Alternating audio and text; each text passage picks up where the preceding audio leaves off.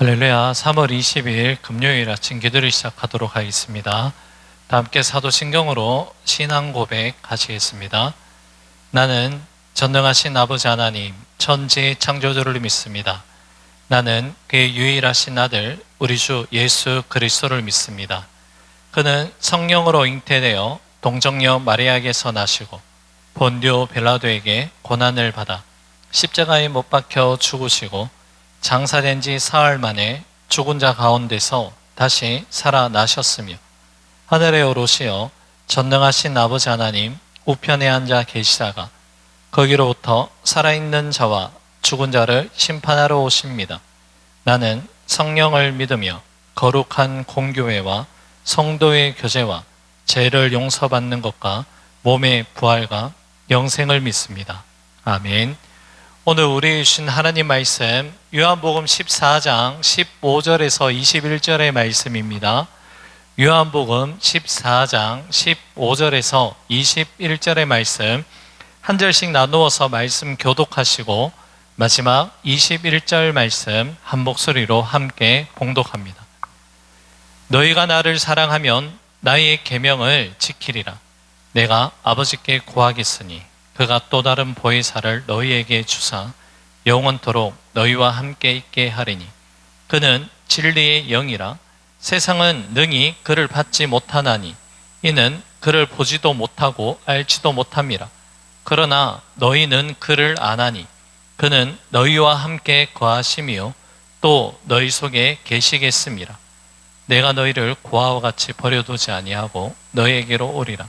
조금 있으면 세상은 다시 나를 보지 못할 것이로되 너희는 나를 보리니 이는 내가 살아있고 너희도 살아있겠습니다. 그날에는 내가 아버지 안에 너희가 내 안에 내가 너희 안에 있는 것을 너희가 알리라. 함께 있습니다. 나의 계명을 지키는 자라야 나를 사랑하는 자니 나를 사랑하는 자는 내 아버지께 사랑을 받을 것이요 나도 그를 사랑하여 그에게 나를 나타내리라. 아멘. 예수님께서는 죽음이 임박한 시간 속에서 남아있는 제자들에게 약속을 많이 하셨습니다.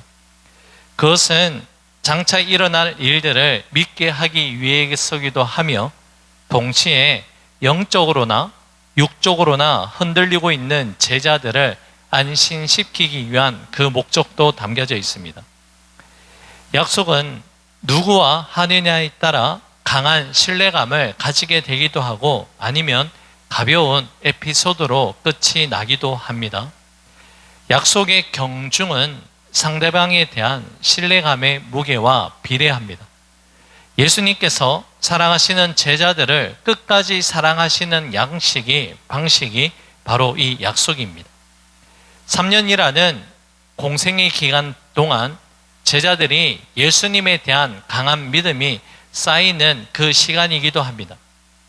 예수님이 어떠한 분이신지 가까이에서 목격했던 제자들이기에 예수님의 한 말씀 한 말씀에 대한 그 무게와 신뢰감은 그 누구보다 강하게 가지고 있었을 것입니다.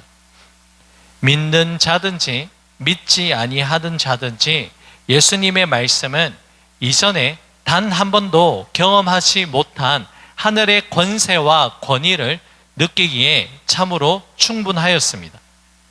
마지막 십자가 사명을 앞두신 이 시점에서 말씀하시는 예수님의 말씀은 진실로 아멘으로 받아들여야 하는 아주 중요한 말씀이었습니다. 예수님은 아직 일어난 일은 아니지만 지금 약속을 통해서 그 일들에 대해서 미리 예언하고 계십니다.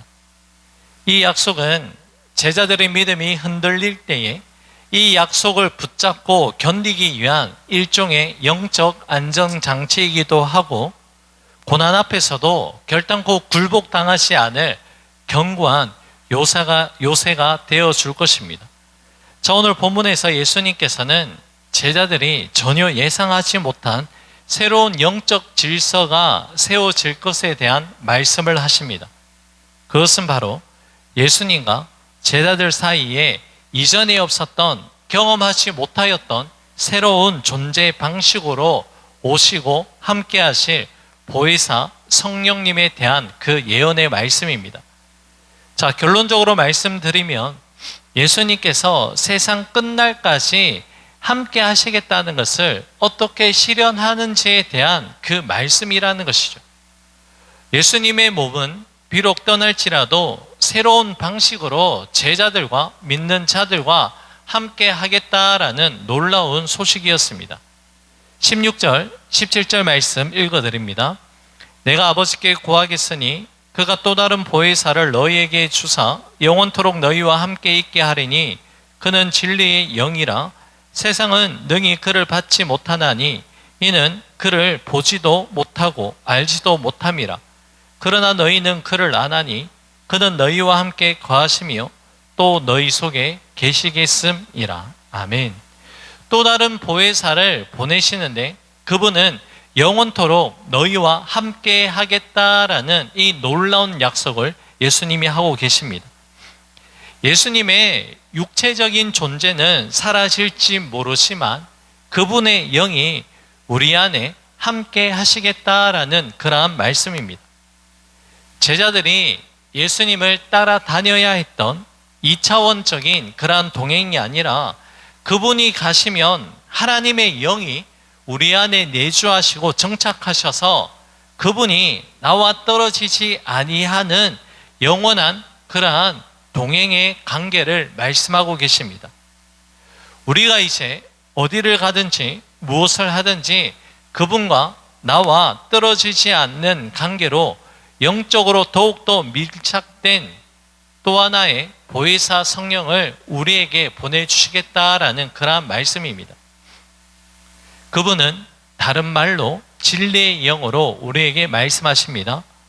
보혜사 성령님이 우리 안에 오시면 진리의 길로 끊임없이 우리를 안내해 주시고 예수님께서 하신 말씀들을 끊임없이 떠올려 주셔서 우리가 결국 하나님 나라에 이를 때까지 주님께서 성령께서 우리를 인도해 주신다는 것이죠. 세상은 능히 그를 받지 못한다는 것을 명확하게 말씀하시는데요. 이것은 예수님을 영접하고 주님의 자녀가 된 자들을 향한 주님의 놀라운 특별한 선물이라는 것입니다. 예수님을 알지 못하는 자는 진리의 영을 받을 수도 없고 알 수도 없다라고 말씀하십니다. 세상의 영을 받는 자와 진리의 영인 성령을 받은 자의 상가 태도는 그렇기 때문에 다를 수밖에 없다는 것을 말씀하는 것이죠. 끊임없이 넓은 길을 찾아가는 자는 세상의 영의 인도를 받는 자들입니다. 그들의 마음 속에는 진리를 받아들일 어떠한 공간도 남아있지 않습니다. 진리 따위는 살아가면서 거추장스러운 하나의 장애로만 여기고 있다는 것이죠. 그러다가 결국 죽음 앞에서 그들의 영혼은 고아가 되고 맙니다. 자신이 그토록 쫓았던 세상의 영이 자신의 영혼에 안식을 주지 못한다는 사실을 그들은 죽음에 직면해서 알게 된다는 것이죠. 결국 고아가 되어서 죽음을 맞이합니다. 그러나 여러분, 오늘 본문에서 우리 주님은 우리에게 분명하게 말씀하십니다. 18절, 19절 말씀입니다. 내가 너희를 고아와 같이 버려두지 아니하고 너희에게로 오리라. 조금 있으면 세상은 다시 나를 보지 못할 것이로되 너희는 나를 보리니 이는 내가 살아있고 너희도 살아있겠음이라. 아멘. 진리의 영이신 성령님을 받게 된 자는 그 마지막이 버려짐이 아니라 건지심을 받게 되는 것입니다. 예수님을 믿고 그분의 약속대로 성령을 받은 자에게는 고아와 같이 버려지는 그 인생이 아니라 예수님과 함께 다시 부활의 세계로 초대를 받게 된다는 것이죠. 예수님의 부활의 사건은 실제로 믿지 않으려 하는 자의 눈에는 보이지 않습니다. 왜 그렇습니까? 그들에게는 약속을 주시지 않았기 때문이라는 것이죠. 그러나 주님을 믿고 영접한 제자와 무리에게는 성령의 임재와 더불어 예수님의 부활과 승천을 목격하게 되는 놀라운 영적인 체험을 하게 됩니다.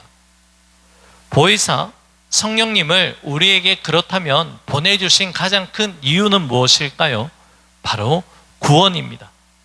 우리에게 구원을 선물하여 주시고 또한 구원을 완성하고 돕기 위해 보내주신 분이 보혜사 성령님으로 우리에게 약속합니다. 히브리서 2장 3절의 말씀 제가 읽어드립니다. 우리가 이같이 큰 구원을 등한히 여기면 어찌 그 보응을 피하리요? 이 구원은 처음에 주로 말씀하신 바요 들은 자들이 우리에게 확정한 바니. 아멘. 여러분, 히브리서에서 말씀하는 큰 구원은 무엇을 말씀합니까? 하나님의 아들 독생자 예수님의 단 한 번의 죽음으로 열리게 된 바로 생명의 길이요 영생의 길이 바로 큰 구원입니다. 그 큰 구원을 등한히 가볍게 여기면 심판을 멸할 길이 없다라는 말씀이죠. 여러분, 이것은 주님이 말씀하셨고 또한 이것을 목격한 자들이 확정시켜 주신 놀라운 사건입니다. 그러하기에 우리 안에 계신 성령님을 우리는 자주 찾고 그분의 도움을 우리는 날마다 순간순간마다 구해야 됩니다. 우리 안에 함께 동거하시는 성령님을 항상 찾고 주님의 뜻을 읽을 수 있어야 한다는 것이죠.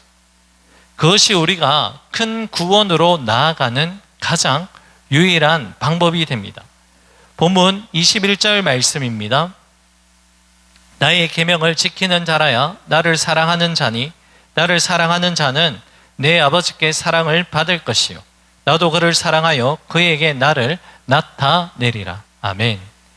우리는 예수님이 말씀하신 그 계명을 잘 가지고 지켜야 합니다. 이 계명을 지키는 자가 하나님의 사랑을 받을 수 있다라고 분명하게 말씀하십니다. 이 계명을 지키도록 돕기 위해서 바로 보혜사 성령님을 저와 여러분들에게 보내어 주셨다는 것이죠. 때로는 여러분, 성령님은 타인의 손길을 통해서도 역사하실 때가 있습니다. 왜 그렇습니까? 믿는 자들에게는 동일한 성령님이 역사하시기 때문에 때로는 지치고 힘든 나를 도와주기 위해 내 옆에 있는 형제 자매 안에 계신 성령님이 말씀하시고 성령님이 일하시기도 한다는 것이죠. 그래서 여러분, 우리 믿음의 성도들을 향해 성경에서 우리의 관계를 어떻게 표현합니까? 그리스도 안에서 한 몸을 이룬 지체, 가족으로 그렇게 말씀하고 있습니다.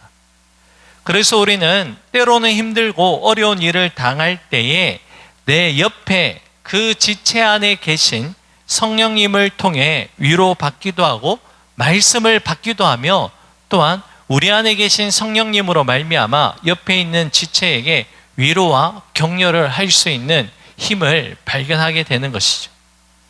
이제 오늘의 말씀을 맺고자 합니다. 여러분, 주님께서 약속하여 주신 성령님의 일하심은 참으로 놀랍습니다. 때로는 나를 마치 포위하듯이 안아주시고 도와주시는 놀라운 능력입니다.